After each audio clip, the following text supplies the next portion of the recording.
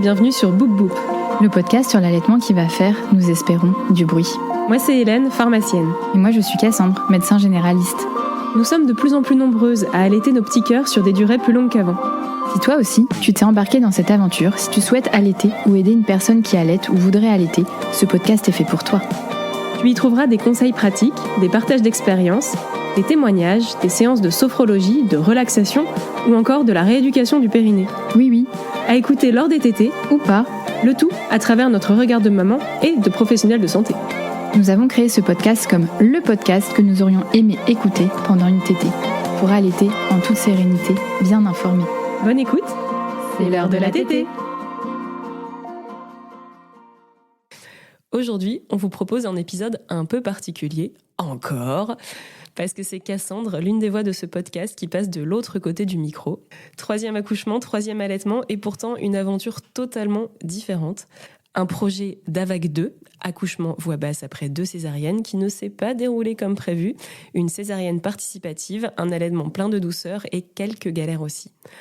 On va donc parler naissance, séjour à la maternité, les bons accès à avoir avec soi, et vous allez être surprise, la mise en place de l'allaitement, la nuit de Java, le retour à la maison et le premier mois du postpartum entre mois d'or, baby blues et baby clash, vous n'allez pas être déçus. Pour rappel, elle a 2 enfants de moins de 4 ans à la maison, et maintenant 3. Allez, on vous emmène dans la suite de son histoire. Certes, on va parler de Cassandre, mais surtout partager plein d'infos et de conseils. On vous invite à écouter l'épisode 3e grossesse, 3e allaitement pour être dans le mood. Bonne écoute. C'est l'heure de la tétée. Alors Cassandre, on t'avait laissé il y a quelques semaines un épisode qu'on avait enregistré en septembre, donc c'était 2 ou 3 semaines avant ton accouchement.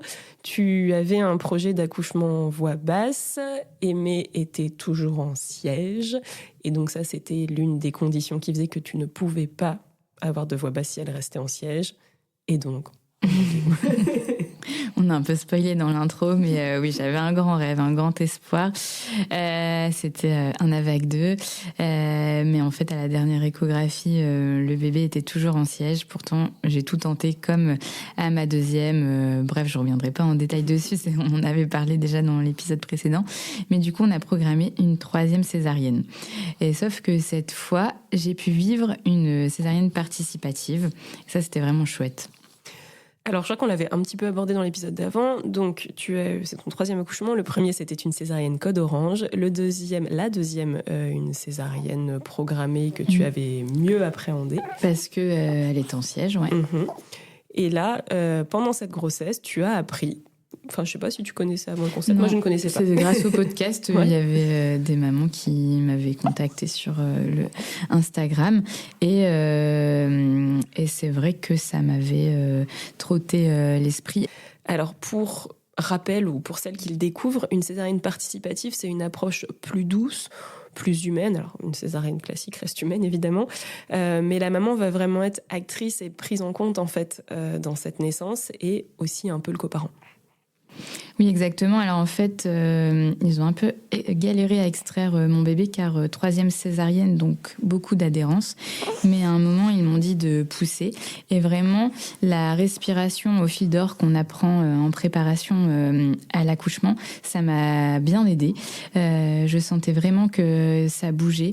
Et puis, mon bébé est sorti, ils ont abaissé le chant, on a découvert le sexe. Donc c'était Aimé, une petite fille. Et ils ont attendu 1 minute, puis mon mari a coupé le cordon. Donc vraiment, c'était chouette. À mes 2 premières césariennes, c'était pas du tout comme ça. Bon, c'est sûr, ça reste une césarienne. Hein. Il y a les douleurs, la cicatrice, la récupération plus lente qui suit. Mais j'ai tout de même eu le sentiment de participer à la naissance. Que les mamans qui ont des césariennes, quand on leur demande de pousser, elles sont toujours un peu surprises. Donc, tu as vraiment senti...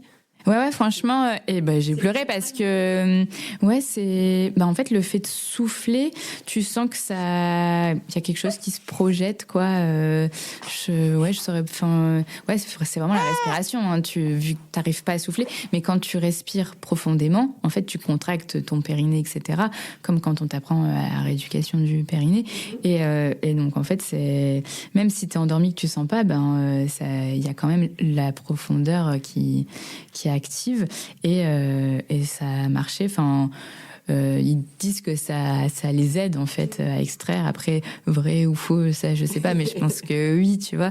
Mais en vrai, c'était vraiment beau parce que tout le monde est là, allez. Enfin, ouais, c'est vrai qu'à mes 2 premières césariennes, j'ai pas pleuré sur le moment où ils l'ont extrait parce que je le vois pas, etc. Mais là, c'était quand même, c'était beau. Et juste après ça, en fait, dans la césarienne participative, c'est vraiment, on met ton bébé en peau à peau directement. Il n'y a pas d'aspiration, pas d'examen immédiat si tout va bien, hein, bien sûr. Si l'Apgar est à 10-10, tout est bon. Ton bébé, il est directement sur toi. Donc, Aimée est née à 9h01 et vraiment, à 9h02, elle était sur moi en peau à peau, jusqu'à 15h au moins. Donc ça, c'est fou.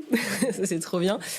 Parce que, alors, on va vous renvoyer à 10 000 épisodes précédents, l'importance du pot à peau, entre autres dans la mise en route de l'allaitement, mais pour plein d'autres choses. Encore une fois, le bébé en pot à peau, il est dans son milieu naturel. Et souvent, c'est refusé, le pot à peau précoce, dans le cadre de césarienne, pour plein de raisons propres aux maternités. Ça peut être qu'il fait trop froid dans la salle de bloc, ça peut être que la maman qui vient d'avoir une césarienne, elle est en décubitus dorsal, donc allongée sur le dos, donc poser le bébé dessus, c'est pas sécure. Ils m'ont juste pris Aimée, enfin ils l'ont donné à mon mari quand ils m'ont transféré de la table du bloc au lit pour aller après en salle de réveil, mais j'étais avec Aimée en salle de réveil, quoi. Et du coup, en fait, vu que là c'était une 3e césarienne, c'était plus long à recoudre, les couches, etc. Enfin, il y avait des adhérences, tout ça. Et Aimée, elle était sur moi tout le temps, en fait. Et donc, elle a fait sa première tétée, ils étaient en train de me recoudre. Et du coup, c'était trop chouette. Mon allaitement, je pense qu'il s'est hyper rapidement mis en place grâce à ça. Après, à ma 2e... le gynéco avait aussi, pendant la suture, mais qui était beaucoup plus rapide, Simone était sur moi aussi. Mais j'ai dû passer après par la salle de naissance, et là j'ai été séparée de mon bébé, que là j'ai jamais été séparée visuellement de mon bébé. Donc je trouve que c'est un plus... voilà, après ça reste une césarienne, hein, mais c'était quand même... Je peux le dire, c'était la meilleure des 3. mais voilà. Et ça, du coup, si vous avez une césarienne programmée, faut pas, je pense, hésiter à en parler, à le mettre dans votre projet de naissance. Alors, et si ça se fait pas, changer d'endroit en vrai. Après, on en a déjà parlé. Après, on n'a pas forcément le choix, voilà. Mais l'intérêt de la césarienne programmée, c'est comme c'est programmé, ça peut être un peu plus loin de chez vous, mais il y a beaucoup aujourd'hui d'hôpitaux ou de maternités, enfin toujours, qui refusent le pot à peau précoce, qui vont vous exposer pour certaines raisons. Mais comme il y en a de plus en plus qui commencent à le faire, il y a des protocoles qu'on trouve en ligne. Celui de Jeanne de Flandre, entre autres, elles avaient fait des études avec des couvertures chauffantes, pour dire quel était le meilleur protocole pour faire un pot à peau précoce après une césarienne dans les meilleures conditions. Et ça peut pousser les équipes qui vont vous accompagner à s'interroger sur leur protocole, peut-être à les faire évoluer. Et petit à petit, on arrivera peut-être à, quand le bébé et la maman vont bien, à 100% de pot à peau précoce post-césarienne, parce que finalement, le non catégorique n'a pas forcément lieu d'être. Et en tout cas, je remercie, je ne sais pas si elle va m'écouter, mais j'espère, Lucie, la sage-femme en or, qui, je pense, lutte tous les jours pour que les mamans en césarienne puissent faire le pot à peau précoce et qu'il n'y ait pas de séparation du tout, parce que c'était vraiment... elle avait déjà mis le jersey on avait déjà mis le jersey sur moi de peau à peau avant de partir au bloc, et il y a l'infirmière de bloc qui disait « Ah non, mais ça va pas, c'est pas stérile, etc. » Enfin, elle fait « Mais si, mais ça... » Enfin, il n'y a pas besoin que ça soit stérile, en fait, le bébé après continuer, voilà. Et donc, on sent que quand même, les choses bougent, mais pas non plus dans toutes les mentalités. Donc vraiment, je remercie la sage-femme qui nous a accompagnés. Et alors, ça fait une transition parfaite, puisque on l'a dit, le pot à peau précoce, ça permet une meilleure mise en route de l'allaitement. Alors encore une fois, si vous n'y avez pas accès pour plein de raisons, ça ne veut pas dire que vous ne pourrez pas allaiter. C'est juste qu'on se met dans les meilleures conditions possibles si on peut en bénéficier. Et donc alors, Cassandre, comment ça s'est passé ? Ce qui m'a aidée dans la mise en route de l'allaitement, donc oui, c'est le pot à peau toute la journée. Elle est née le vendredi, donc toute la journée du vendredi. Le cododo à la maternité. En fait, toutes les maternités ne proposent pas, mais je pense que la plupart ont des lits cododo. Demandez-le en amont parce que il n'y a pas un nombre pour toutes les chambres. Mais en tout cas, c'est possible. Et ce qui m'a vraiment aidée dans mon allaitement, c'est ma fille Simone, ma 2e, en fait, qui, quand elle est venue en visite, et elle a tété. Et du coup, ça a bien favorisé ma montée de lait. Et ça a diminué l'engorgement et la douleur lors de la montée de lait. Vraiment, ça, c'est pas mal. Mais si on n'a pas de bambin pour téter, ça, je vous l'accorde, on n'a pas ça dans sa poche tout le temps, un recueil lait, vraiment, j'en avais pas pour mes 2 premiers accouchements, mes 2 premières naissances. Et c'est vrai que c'est hyper pratique, en fait. Donc moi, j'avais le LV Curve, qui est trop bien parce que tu le mets directement dans ta brassière d'allaitement. Il rebique pas comme les autres recueils lait. Mais Hélène m'avait prêté son recueil lait, donc j'ai utilisé les 2 à un moment quand j'avais beaucoup de lait. Les 2 sont autant efficaces, c'est juste que plus pratique à positionner dans ton soutien-gorge ou ta brassière, c'est celui-là. Ouais, on revient encore dessus, mais pour moi, le recueil lait, c'est vraiment le meilleur accessoire à allaitement. Avant de te connaître, je ne savais pas ça. Ouais, moi, je le savais pas pour mon premier. Je crois que j'avais trouvé ça sur Instagram à l'époque, c'était en 2020, c'était Aka, qui était l'un des seuls sur le marché. Et pour le coup, c'était un énorme game changer. Et donc, pour le premier, je l'ai eu peut-être à 2 ou 3 mois, voilà. C'était super, faire même éviter les pertes, la petite réserve, désengorger, voilà. Et pour ma deuxième, je l'ai pris direct à la maternité. En fait, direct, en fait, tu le mets, t'as des réserves de colostrum, tu te rends compte que t'as du lait, ça t'évite l'engorgement. De la crème. C'est trop bien. S'il ne fallait qu'un seul accessoire, alors on dit toujours qu'il n'y a pas besoin d'accessoires dans l'allaitement, mais s'il ne fallait en choisir qu'un, pour moi, c'est vraiment ça, c'est le bandeau de peau à peau, parce que le bandeau l'accessoire, donc le recueil lait, si on avait qu'un, mais peut-être le bandeau de peau à peau aussi, comme le dit Alexandra, la néonate, au moins ça t'oblige, le fait de l'avoir, ça t'oblige à le faire, en fait. Et vu que c'est les 2 choses les plus importantes, la stimulation et le peau à peau, je pense que c'est pas mal à avoir. Après, on peut fabriquer un bandeau de peau à peau avec du jersey, avec tout ce qu'on veut, avec la couverture, mais au moins le fait de l'avoir, tu te dis, là, je vais faire du peau à peau, quoi. Et donc, on le rappelle, tu en as parlé, donc tu es en co-allaitement. On avait parlé dans le dernier épisode de peut-être que t'allais sevrer Simon. Bon, finalement, non. Elle est toujours là. Et en fait, très bonne idée, finalement, puisque ça permet en plus... Bon, déjà, je pense que le fait que du coup, t'es toujours eu du lait. Je pense que ça me rassurait déjà de savoir que j'avais du lait, parce que Simone, la veille qu'on s'est quitté pour aller à la maternité, elle tétait toujours. Donc oui, ça c'est vraiment un bon game changer, mais bon, ça je l'accorde, on n'a pas tous ça sous le coude. Et on en avait un peu parlé, mais ça ne t'a pas empêché évidemment d'avoir du colostrum. C'est quand même magique, le lait s'adapte aux plus petits du coup. Ouais, ça c'est fou, parce que c'est vrai que mon lait était transparent pour Simone à la fin, et là il est redevenu bien épais, bien crémeux. Il était jaune d'or au début, et là il est blanc. Voilà, donc c'est vrai que le corps humain est surprenant, vraiment. Et elle a dit quelque chose, Simone, quand elle est venue à la maternité ? Alors, Aimée s'est pris une petite claque la première fois, parce qu'elle tétait. Et c'était gentil. Enfin, c'était gentil. Non, c'était pas gentil, mais c'était pas. Elle a pas été claquée au mur, quoi. Mais du coup, et après, elle s'est rendue compte, j'ai 2 côtés, donc c'était bon. Et non, en fait, après, ça a été tout seul. Ça s'est fait naturellement. Elle donnait la main à sa petite sœur. Et franchement, c'est vraiment j'y reviendrai après, mais le truc méga attendrissant de ce postpartum. Non, parce que comme le colostrum est plus salé, je me demandais si elle avait réagi, mais en fait non. Et là, à chaque fois qu'elle tète, elle fait c'est bon. Donc, Et alors du coup, montée de lait, donc moins douloureuse, tire-lait humain très efficace. Mais j'ai tout de même eu la nuit de Java qui a précédé... la fameuse. Voilà, que je me souvenais pas. Je pense qu'on oublie vraiment. Notre cerveau est fait pour qu'on repeuple quand même la Terre entière, et on oublie ces moments. Mon fils, il n'en avait pas fait. Et Simone, ça devait être peut-être plus doux. Et là, par contre, Aimée, non, elle y est allée de bon cœur. Et est-ce que tu peux nous expliquer un petit peu ce que c'est la nuit de Java et pourquoi elle existe, cette nuit de Java ?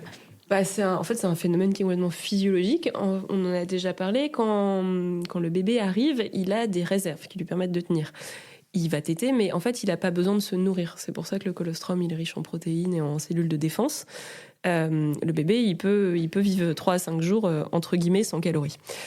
Donc, au début, il y a très très peu de lait, le colostrum qui sort, le bébé, il tétouille, il récupère de sa sortie. Et là, le plus important, c'est vraiment le pot à pot. Et puis arrive un moment où le bébé a faim.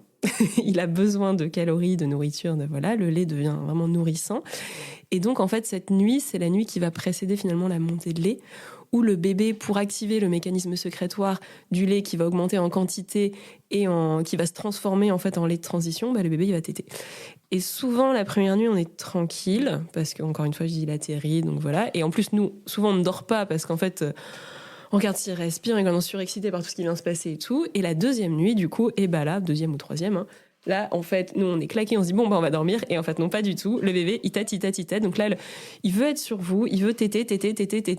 C'est assez désespérant parce qu'en plus, à un moment où, en général, on a l'impression qu'on n'a pas de lait, en fait, donc que les seins sont vides et qu'en fait, ça sert à rien. Donc, c'est aussi un truc qu'il faut connaître, où il faut être accompagné parce que c'est un moment où on peut craquer en disant, il crève la dalle, je n'ai pas de lait, donnez-lui un biberon. Non, c'est normal, il fait ça pour que la montée de lait arrive. Donc ça arrive environ à J2 ou J3, donc préparez-vous mentalement, mais vraiment ça va passer après. Mais ce que je vous conseille, moi, c'est tu demandes le plus de pichets d'eau possible à côté de toi, tu remplis ton verre, ta gourde, etc. Tu recharges bien ta veilleuse pour avoir de la lumière toute la nuit. Tu peux demander du Doliprane en backup ou un anti-inflammatoire, c'est compatible avec l'allaitement, il n'y a pas de souci, au cas où tu as des douleurs. Et puis voilà, tu vas. Des snacks aussi, si tu as besoin de... Mais après, on peut téter en s'endormant un petit peu, donc il n'y a pas de... Oui, si on est surveillé à côté, mais l'idée, c'est vraiment de laisser le bébé au sein, de rester en peau à peau, et ça va passer, quoi. Mais lui donner ce dont il a besoin, c'est le meilleur moyen d'activer l'allaitement, en fait. Et alors, du coup, là, tu vas nous donner tes petits accessoires pour la nuit de Java. Pour la maternité, non. Ouais. On était nuit de Java. On avait parlé un peu, on a déjà fait un épisode sur la valise de maternité, on a parlé un peu de tout ce que tu prévoyais. Alors, qu'est-ce qui a servi, pas servi dans tout ce que tu as fait dans ta valise? Ce qui a été hyper utile, vraiment, le tapis de bain. Je pense qu'on le voit tout le temps sur les réseaux, qu'est-ce qu'on met dans la valise de maternité, là, sur la checklist. Le tapis de bain, vraiment, il n'y en a pas. Les hôpitaux, ils n'ont pas de thunes, donc vraiment, pour des tapis de bain, ils n'en ont pas. Donc, une veilleuse, donc ça, on en parle souvent. Mais moi, j'ai trouvé encore plus pratique, c'est la liseuse. Tu sais que tu clips sur ton livre par exemple de Franck Tillier, que j'ai pu lire un petit peu à la maternité. C'est toujours le fil rouge des épisodes, mais je l'ai bientôt fini. On a commencé en juin. en mai. Et d'habitude, je lis en 3 jours, vraiment. Donc la liseuse, en fait, tu la clipses. Là, je l'ai clipsée sur la rambarde du lit et franchement, c'était parfait. En plus, tu peux régler les intensités, la lumière. Donc franchement, c'était trop bien. Et je trouve que ça a une meilleure batterie que les petites veilleuses que tu prends. Donc c'est vraiment pas mal. Ce qui m'a bien servi aussi, c'est un vrai mug pour tes tisanes. Parce que les mini-tasses de la maternité, c'est pas très possible. Et les bols, c'est pas du tout pratique. Donc vraiment, ça, c'était vraiment bien. Un bon coussin d'allaitement aussi, vraiment pour te caler, parce qu'en fait, on dit on n'en a pas besoin, mais quand on a des plus grands bébés, certes, il tient sur tes genoux, etc. Mais moi, mon bébé, il faisait 2,9 kg à la naissance. Et du coup, t'es toujours à bout de bras pour qu'il arrive à hauteur de ton sein. Donc vraiment, un coussin d'allaitement, je pense que ça peut être utile. Et ce qui m'a bien servi aussi dans ma valise de maternité, vraiment, j'avais pris plusieurs valises, mais dans ma valise, c'est les couches Joe, pour moi, pas pour Aimé, mais en post-césarienne, vraiment, en fait, c'est hyper confort parce que ça ne cisaille pas au niveau de ta cicatrice comme ça peut cisailler les filets de maternité, etc. Donc vraiment, ça, c'était un plus et un bon plus. Et puis bien sûr, full t-shirt, débardeur, chemise de nuit d'allaitement. Et ce qui m'a vraiment aidé, moi, ce qui m'aide toujours là encore actuellement, c'est les brassières Mama Hanks où il y a le coussinet d'allaitement directement intégré dedans, c'est absorbant, il n'y a pas de fuite, tu le laisses une journée. Après, voilà, tu le laisses une journée, sauf si tu sens les cahiers ou le fromage, mais vraiment, ça, c'est un plus. Si les gens ne savent pas quoi offrir, demandez-leur qu'ils t'offrent ça pour toi, plutôt que pour ton bébé, un énième doudou. Et ce qui m'a vraiment aidé aussi à la maternité, donc ça, c'est pas un accessoire, c'est c'est un fait. On dit toujours dors quand bébé dort. Mais en fait, le seul endroit où c'est possible, quand tu es déjà maman d'autres enfants, c'est à la maternité. Et profites-en. Même tu peux dire, franchement, le ménage, vous pouvez le faire un jour sur 2, c'est pas très grave, me réveillez pas. Ou s'ils le font, après tu te rendors. Mais vraiment, fais ton rythme à toi. Dors quand bébé dort. Tu peux même te faire un masque du visage, mettre les petits trucs anti-cernes, là. Vraiment, prends du temps pour toi parce que après, tu n'auras plus le temps. Chez toi, il y a plein de choses à faire. Et moi, dans les petites astuces que je faisais pour dormir, c'est qu'alors, j'étais réveillée souvent la nuit, parce qu'il passe plusieurs fois. Et en fait, j'avais un carnet, alors c'est eux qui me l'avaient donné, je pense, où je devais écrire la dernière tétée et tout. Mais ça, je l'ai pas fait, là. Et moi, je mentais. Du coup, j'écrivais en avance des heures, en disant, ouais, j'ai allaité à 2h, à 6h, machin. Comme ça, en fait, comme il était à l'entrée, elles ouvraient la porte, elles regardaient, c'est bon, c'est fait, elles partaient. Du coup, elles ne me réveillaient pas. Voilà, bon. N'hésitez pas à bien mentir. Non, faut pas faire ça, mais c'est plus si vous êtes dans une maternité qui a décidé de vous réveiller toutes les 2 heures. Et bonne nuit, hein. Après, là, moi, elle savait que ça roulait. Donc, vraiment, c'était... Moi, je sonnais si j'avais mal. Par exemple, j'avais besoin d'un médoc. Et encore, elle me donnait tout en amont et je gérais moi-même, quoi. Mais... Bon, globalement, c'était ça. Je pense qu'ils te laissent un peu tranquille quand c'est le troisième. Quand c'est le troisième et qu'ils savent que tu as un podcast sur l'allaitement. Oui. Ah oui, ça, c'était ma petite moment de fame. En fait, tu te rends compte qu'il y a plein de gens qui te suivent et qui t'écoutent et c'est super. Et surtout des pros de santé. Donc, coucou, toutes celles qui nous écoutent. Ça m'a fait plaisir. Et alors, t'es restée combien de temps à la maternité ? Je suis restée du vendredi au mardi, donc 4 jours. Ouais, 4 jours pleins. Et donc, avant la sortie, ils m'ont enlevé une agrafe sur 2, surtout de la césarienne. Ça, faut savoir. Donc, c'est quand même assez précoce, mais c'est ce qui est recommandé. Donc, je suis rentrée à J4. 1 heure de trajet voiture où Aimé a dormi. Mais moi, en fait, ça faisait mal quand même la ceinture de sécurité au niveau de la césarienne.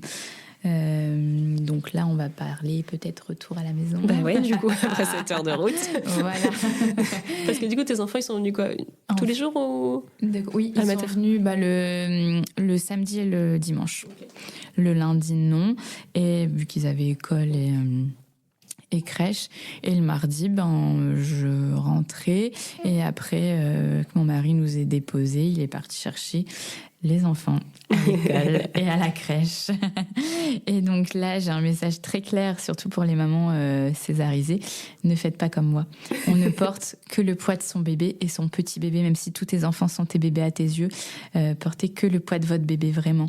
Et on se repose, on ne fait pas de lessive, on ne range pas à la maison, on ne porte pas les grands. Donc ça, je viens de le dire. Même si c'est hyper difficile de leur dire non parce que tu le fais pour le petit frère ou la petite sœur. Vraiment, en fait, c'est pour ton bien-être à toi, pour ton périnée, pour ton corps qui cicatrise. Parce qu'en fait, moi, j'ai voulu aller trop vite. Du coup, oui. Donc aussi, ne faites pas comme nous. Le mercredi, il y a quoi ? Il n'y a pas d'école, il n'y a pas de crèche. Après, j'étais trop contente de les retrouver et tout. C'est pas ça. Mais du coup, t'es obligé de faire comme avant. Et pourtant, ton corps, il n'est pas du tout comme avant. On vient de lui rouler dessus, en fait. Et moi, le mercredi matin, qu'est-ce qu'on a fait ? Une balade en porte-bébé avec les globeurs et les vélos et le chien. Mais il faisait trop beau, ça, c'était trop cool. Mais du coup, résultat, en fait, ma cicatrice, elle s'est désunie. Et ça, c'est pas très beau, c'est pas très rassurant. Après, ça passe parce qu'avec la loi de la gravité, en fait, ça se recolle. On met des pansements, on met des choses, mais vraiment, c'est un truc qu'on pourrait éviter. Et Vincent, il avait arrêté de travailler à ce moment-là ? Oui, il a pris 2 semaines. Ouais, oui, mais j'irais... puisque du coup, je me rappelle du mercredi, c'est l'anniversaire de ma fille. et du coup, ils sont venus à la maison, les petits. Pendant que Vincent faisait les courses, il courait partout et tout. Il voulait pas me laisser Simone. Je fais, non, regarde, j'ai la garde et tout. Tu vas faire tes courses tout seul. Ouais, merci. Donc toi, t'étais resté. Bon, après, c'était juste 2 heures, je pense, de tranquillité. Mais comme le matin, ça avait marché. Oui, au moins, je pouvais dormir et anticiper un peu, par exemple, le repas du soir, des choses comme ça. Mais après, du coup, je sais pas vraiment ce qu'on peut donner comme conseil, parce que finalement, t'avais quand même ton mari et tout, mais malgré tout, t'as voulu quand même tout faire. Et après, si, par exemple, ne Enfin, en fait, j'avais rempli ce qui était dur, c'est que j'avais rempli. Donc, moi, j'avais tout anticipé avant de partir à la maternité. Donc, j'avais préparé toutes leurs affaires. J'avais toutes les lessives. J'avais rempli tout le frigo, tout le congélo. Et quand je suis rentrée, c'était pas fait, ça, en fait. C'est pas la faute de mon mari, parce qu'il était entre les deux, entre la maison et la maternité. Et ma belle-mère, elle a gardé mes enfants, mais elle pouvait pas tout faire non plus. Mais du coup, je sais pas, mais du coup, je suis rentrée, le frigo était vide, le congélo, c'était ça qui était un peu dur, mais. Après, c'est peut-être aussi là les intérêts des fois d'avoir une doula, quelqu'un à domicile qui une Kramzor, quoi. Ouais. Mais parce qu'après aussi, des fois, t'as envie de rentrer chez toi et d'être dans ton cocon, et voilà. C'est tout un équilibre, en fait. Avoir des personnes chez toi, c'est pas non plus. C'est ça. Il y a, donnez-nous vos astuces. Vraiment, on est encore preneuse pour partager. Pour son 4e. Non, à notre communauté. Et j'ai un petit message, moi, aux pros de santé, parce que du coup, en fait, donc on m'a retiré à J4 mes agrafes, et à J6, la moitié des agrafes à J4, et à J6, les autres agrafes. Et une fois qu'elle a tout retiré, l'infirmière a dit « Oh, il y a une désunion !» Bah oui, déjà, tu pouvais laisser les agrafes, s'il te plaît, si tu vois qu'il y avait une désunion qui commençait. Mais c'est même pas ça que je veux dire, c'est... elle m'a dit quand même, elle est quand même très belle, votre cicatrice. Mais moi, je trouve que rien que le mot cicatrice est moche. Donc déjà, on arrête de dire qu'une cicatrice est belle. Encore ce matin, on me l'a dit. Voilà. On peut dire qu'elle évolue bien, que ça cicatrise, mais il y a rien de joli. Ok, ça ressemble à un sourire à la fin, mais c'est tout. Je vois pas ce qui est beau dans ça, en fait. Mais sinon, donc les premiers jours, le retour à la maternité, c'est quand même bien passé globalement. J'étais très contente de retrouver mes enfants. Ils étaient trop choux avec Aimé. Parce qu'après, on va parler de ça, mais Aimé est trop cool et il est toujours. Donc ça, vraiment, j'avais hâte de rentrer chez moi, voilà. Et alors, du coup jaune.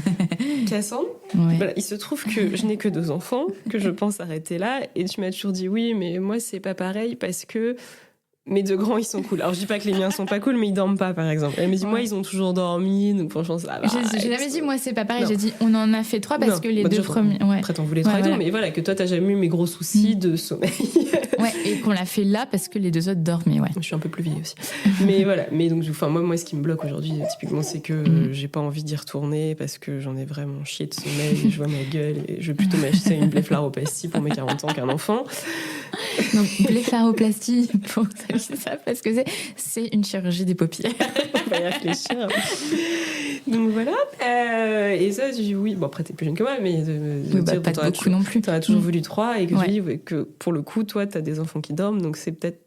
Enfin, c'est pas que c'est plus facile, mais en tout cas, il y a au moins ce côté-là qui, moi, me En hante. fait, à chaque fois, je disais, on peut refaire un enfant dès que celui d'avant dort. Mais Simone, elle a fait ses nuits à 3 mois. Donc, voilà. Mais là, ça pareil, ne faites pas comme nous. Et donc, alors, maintenant qu'il y a le 3e. Ouais. Alors... Et 3 enfants, c'est un art, hein. C'est un sport. Je tire mon chapeau à celles qui en ont des jumeaux, des quadruplés ou 3 rapprochés, et que ça roule et qu'elles disent que tout va bien. Parce que je sais pas si tout va bien, mais vraiment, à l'été déjà, ça te prend du temps, t'es assise, etc. Donc, tu fais comment pour gérer les grands? Je vais vous donner des petits conseils, mais je peux vous dire qu'on a fait plein de devinettes, de livres, ils m'ont fait des spectacles aussi.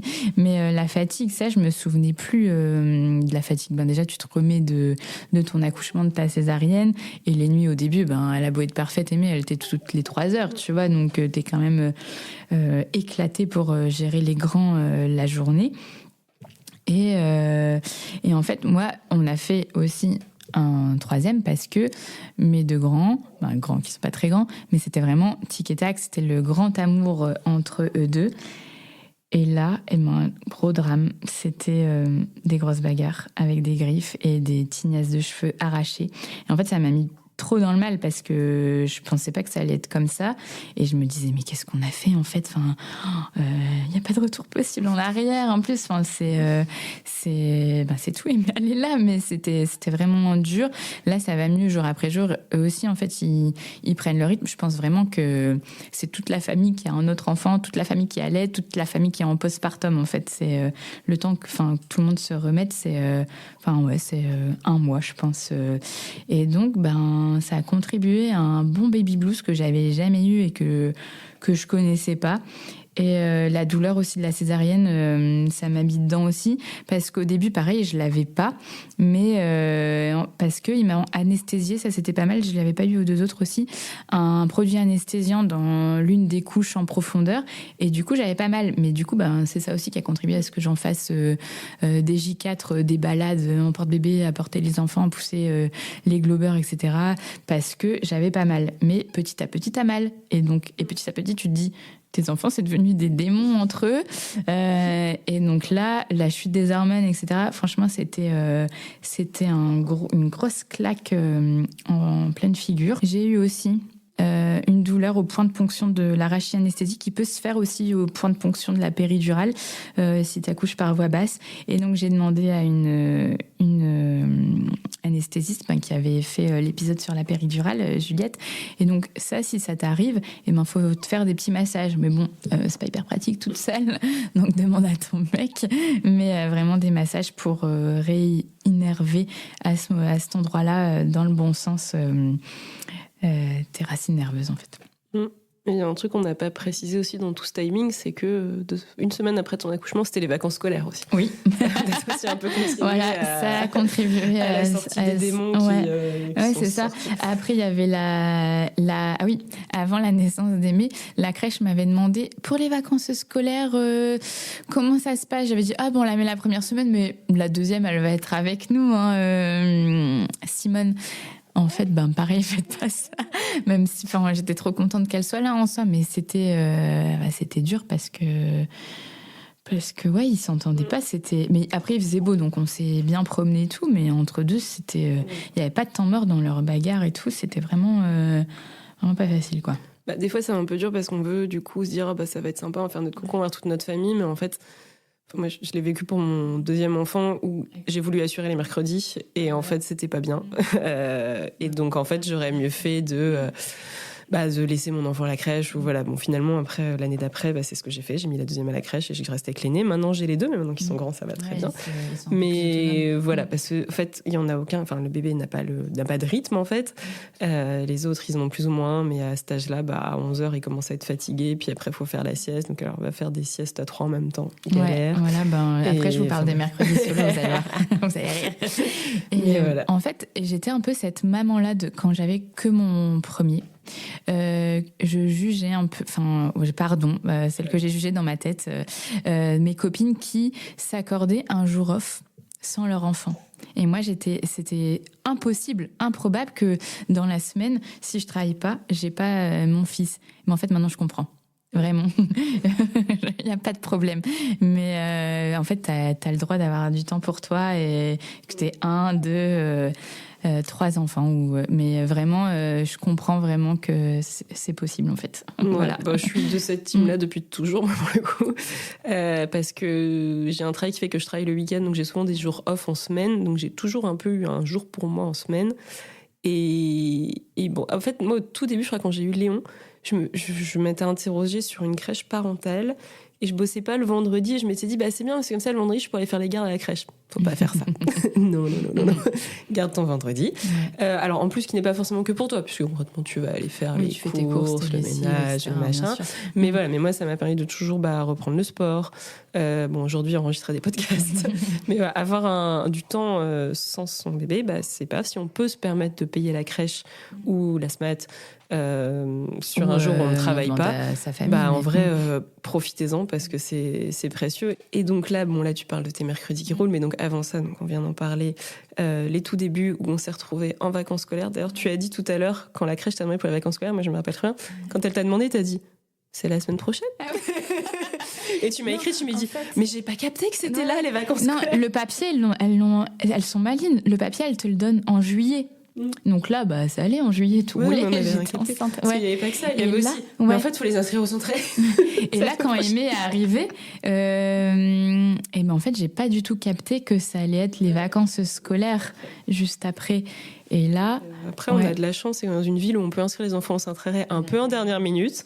Mais voilà. Mais c'est vrai que anticiper, alors ça, plus t'as d'enfants, plus tu le fais. Le planning des jours fériés, des vacances scolaires, là, des machins sur ton postpartum. Focus grossesse, en fait, naissance. Oui, mais en fait, c'était pareil. J'ai accouché le 30 septembre pour Gigi, donc 2 semaines après, c'était les vacances scolaires. Et pourquoi, pour moi, la Toussaint, c'est vraiment au 1er novembre, quoi. Et non, là, en fait, non. Donc j'étais, anticiper ça aussi. Mais je pense qu'on les petits sont en maternelle, en plus à Toussaint, c'est dur parce que là, on le voyait juste avant, ils étaient énervés, fatigués et tout. Bref, donc ça, anticiper. Et si vous voyez qu'il y a des ponts, des trucs, des machins, vous n'êtes pas forcément des superwoman. C'est peut-être là qu'il faut demander aux gens de venir, parce que les gens, ils viennent dans la première semaine, mais non, en fait, plus sur les moments. Voilà. Mais donc, on revient un peu à ce moment-là. Donc, tu accouches, tu rentres, machin. Mes parents viennent à 6h05, mes parents. Et donc, on a déjà parlé, voilà. Mon père, il a fait sa sieste de 2 heures dans le canapé, mais du coup, ça m'a pas aidé non plus niveau moral. Et la sage-femme, elle vient... Donc, mes parents sont arrivés le samedi, dimanche. La sage-femme, elle vient le mardi d'après. Et donc, elle examine Aimé, elle regarde moi, puis elle me dit « Comment tu vas ?» Et là, en fait, ça n'allait pas du tout. Et donc, j'ai pleuré.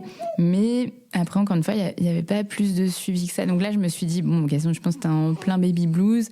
Essaye de te reprendre. Enfin, c'était vraiment un tout. Il y avait la douleur, les enfants, les vacances scolaires. Et après, on va en parler. Mais le non-communication avec mon mari qui n'a pas forcément aidé non plus. Et c'est vrai que du coup, elle m'a vu mal. Mais il n'y a pas eu de suivi après ça, quoi. On va faire un épisode sur la dépression du postpartum. Mais je pense que heureusement que je suis médecin et que je m'en suis rendu compte, mais même pas parce que ça peut toucher tout le monde. Mais ouais, ça a été vraiment une grosse phase difficile. Et là, ça va mieux, mais je sais pas dire ce qui m'a vraiment aidée.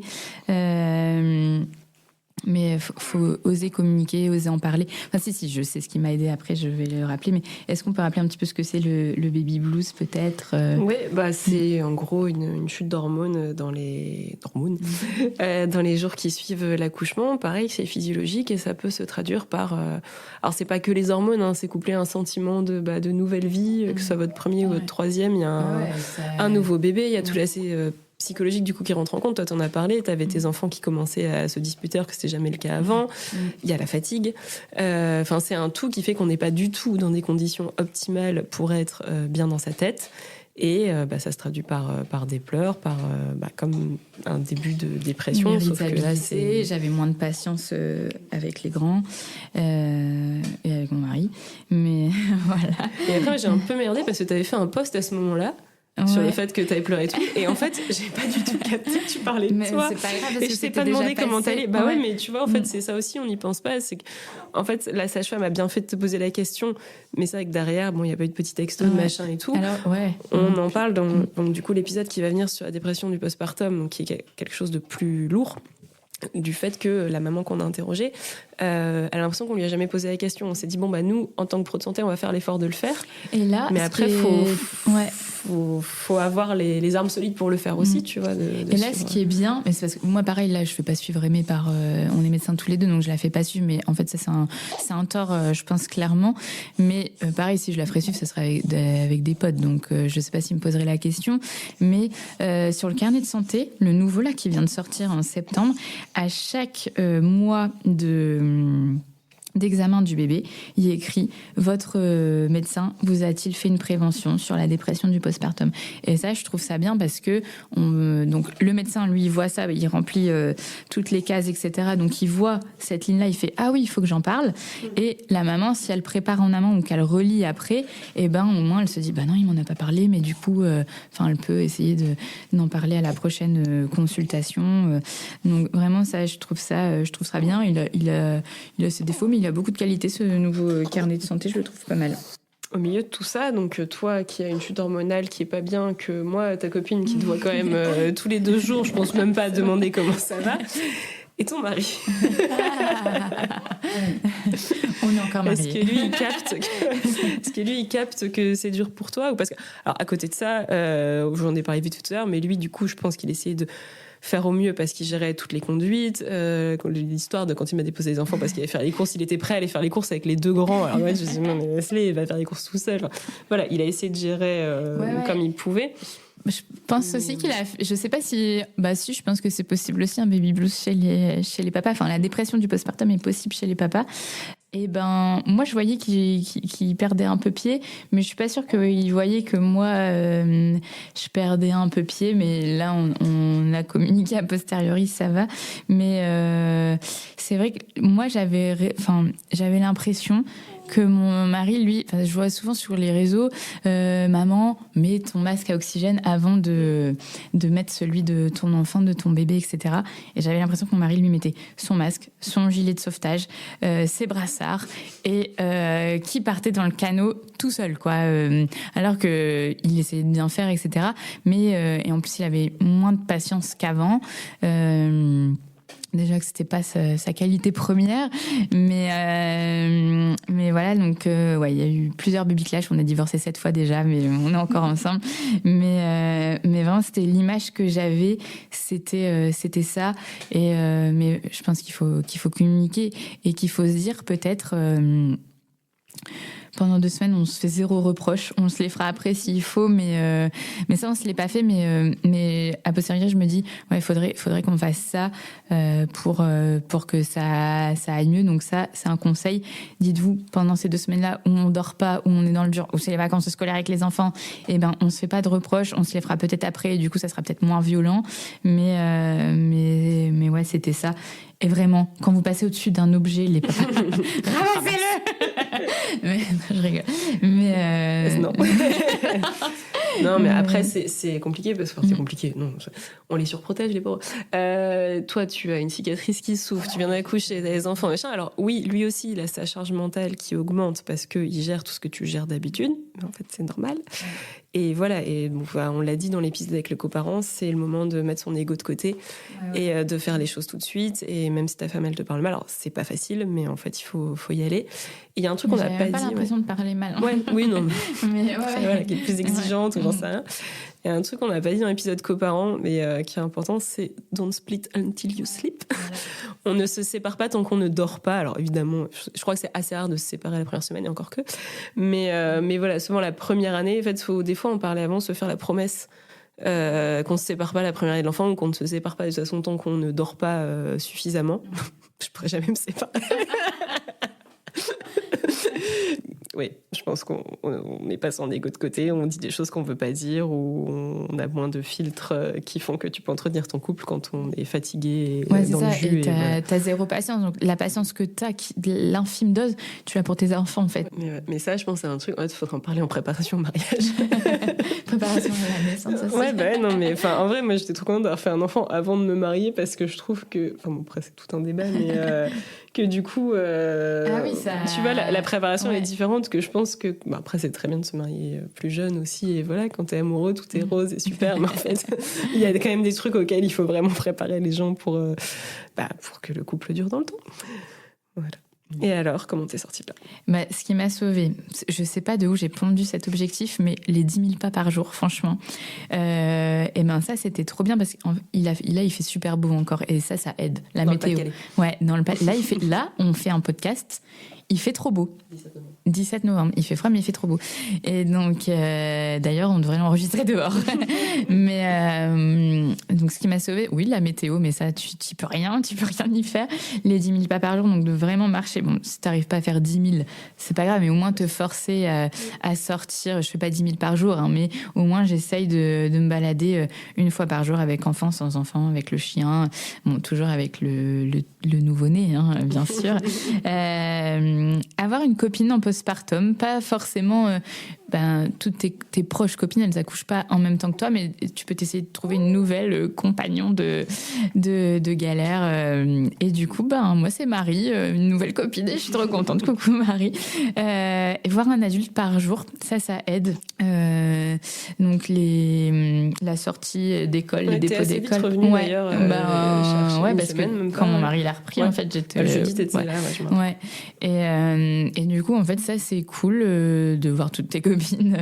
C'est pas mal. Et puis, du coup, t'essayes de t'apprêter et tout pour sortir. Mais bon, pareil, si c'est ton premier, ton bébé, là, t'as pas de sortie d'école et tout. Ça va faire bizarre si tu vas sans avoir un enfant qui est à l'école. Oui, non, mais on revient sur l'épisode Mois d'or, du coup, où on n'avait pas le même point de vue. Et j'ai l'impression que Cassandre rejoint Mathilde. Oui, en fait. Je l'ai dit après.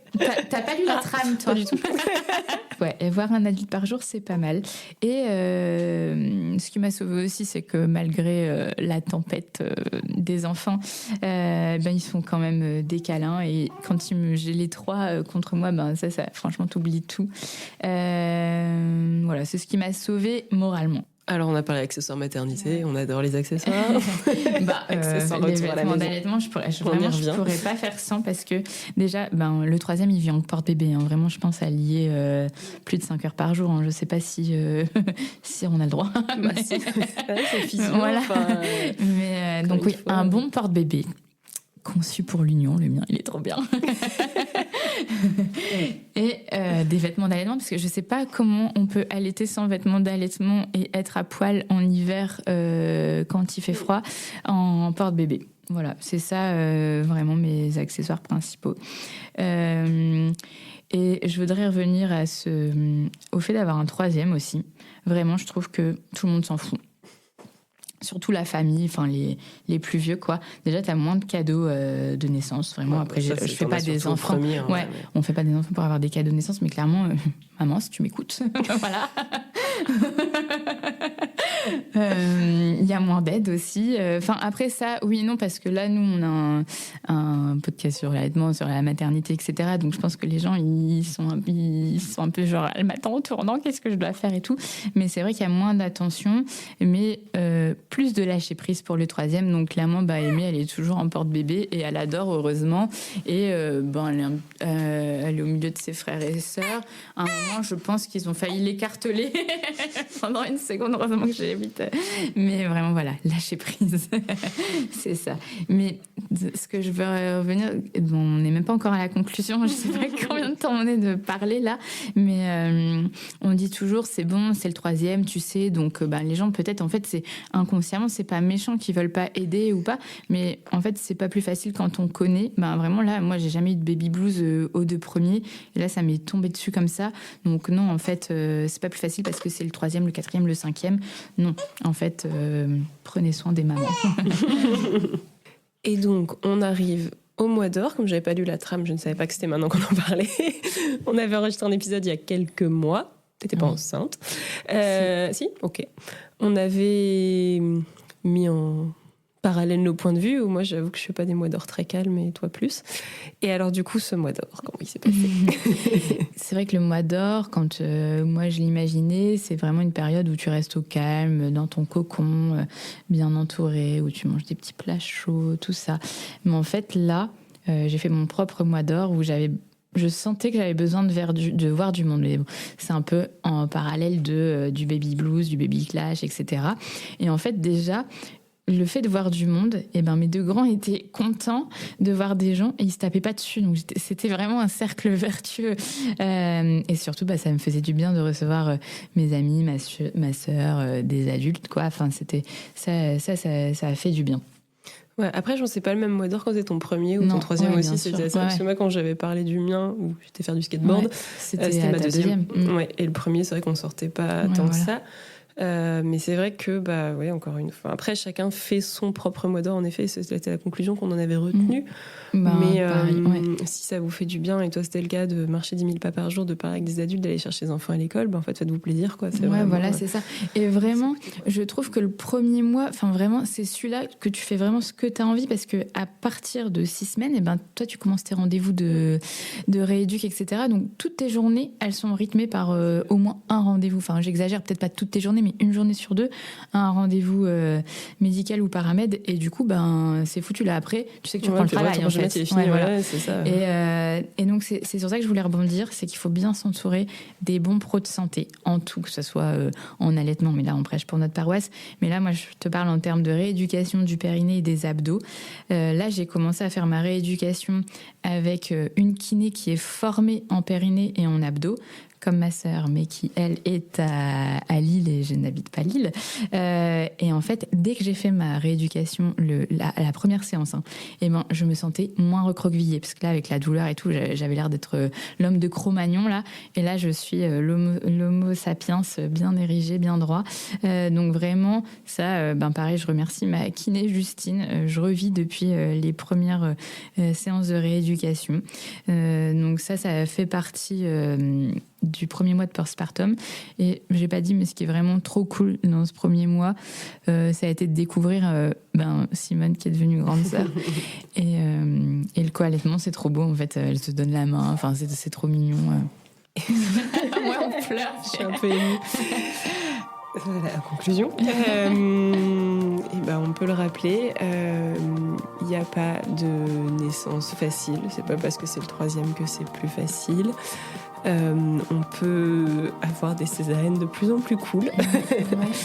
Donc voilà, et c'est pas parce qu'on a déjà eu un enfant ou 2 qu'on s'y connaît de plus en plus. On a toujours, alors, pas dire aux gens de donner des conseils, mais en tout cas, on a toujours besoin de soutien. Donc, faut pas hésiter à poser des questions, et on revient en petite prévention sur la dépression du postpartum, à demander aux mamans comment elles vont, même si c'est leur 7e enfant en fait. Oui, parce que par contre, la question « As-tu repris les rapports ?» Là, laisse tomber, elle est posée... Non, mais c'est vrai, je te jure que là, elle est posée plus que « Comment tu vas » par les pros de... C'est vrai. Ouais. Là, on vient de faire une pause et je viens de penser à ça. Et c'est vrai que du coup, voilà. Non, il faut demander aux mamans comment elles vont. On a beau avoir de l'expérience, chaque postpartum, chaque allaitement est une nouvelle aventure. Et vraiment, le plus important, c'est de ne pas rester seul, de s'écouter et de se faire confiance, encore une fois. On remercie toutes celles qui nous écoutent. On a vu des super retours sur le premier épisode où on avait parlé de tes projets. Donc oui, on espère vrai. que... Merci, vous êtes ma psychothérapie. Il y a eu plein de questions de « Alors, voix basse, pas voix basse » et tout. Donc on espère que cet épisode aussi résonnera en vous. Prenez soin de vous, reposez-vous, entourez-vous. Et on se retrouve très vite pour un nouvel épisode de Boop Boop. C'était l'heure de la tétée. N'hésite pas à noter ou commenter notre podcast et à le partager pour que Boop Boop soit écouté par des mamans qui allaitent ou futures mamans qui souhaitent allaiter. Pour pouvoir allaiter en toute sérénité, bien informée. C'était l'heure de la tétée.